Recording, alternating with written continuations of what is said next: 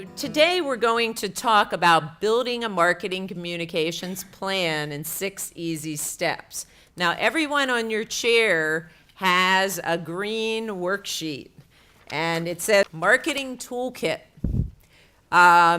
If you want to play along, go ahead and take out a pen, because while we are doing the presentation today, you'll be getting the answers to the marketing toolkit, and then we'll have some volunteers answer the questionnaire, and those volunteers are going to get a free book.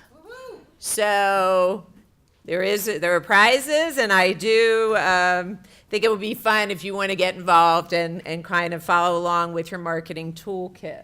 The 6 easy steps to building a marketing communications plan, really, if you think of this like a trip that you're taking. Now, how many of you would try to go to Arizona without looking at a map?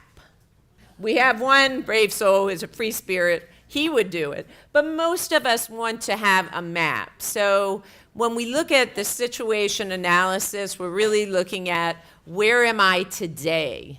So that is going to be our first step, and we'll talk a little bit more about that.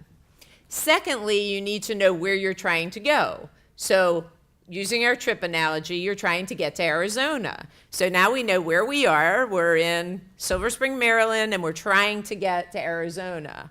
Now we have to think about what makes you unique. What makes our farm unique? You had mentioned, did you say something with local sustainable families? So that would become his unique selling proposition, or what we say in marketing is your USP, your unique selling proposition, your USP. Now, are we going to take a train, a car, a plane? How are we going to get to Arizona? So that becomes, what vehicles do we use to get where we want to go? So in my book, Market to the Max, this book really plays on which vehicles should you use to get you where you want to go. So your marketing vehicles, how you want to get somewhere, has to do with your budget. So just like your trip, the budget will define and help you know which vehicles to use based upon how fast you want to get somewhere. So the plane costs more, but we can get there faster. The train costs a little less, we can get there a little slower. And if we really want to get there slow, we'll take a car or we'll walk. Maybe we'll bike. So the vehicles really are determined by your goals and your budget.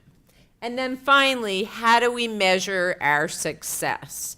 So how many people in here learn better from hearing stories than just having a bunch of like facts and figures thrown at you? Okay, we probably have some engineers in here. Those are the people that didn't raise their hands.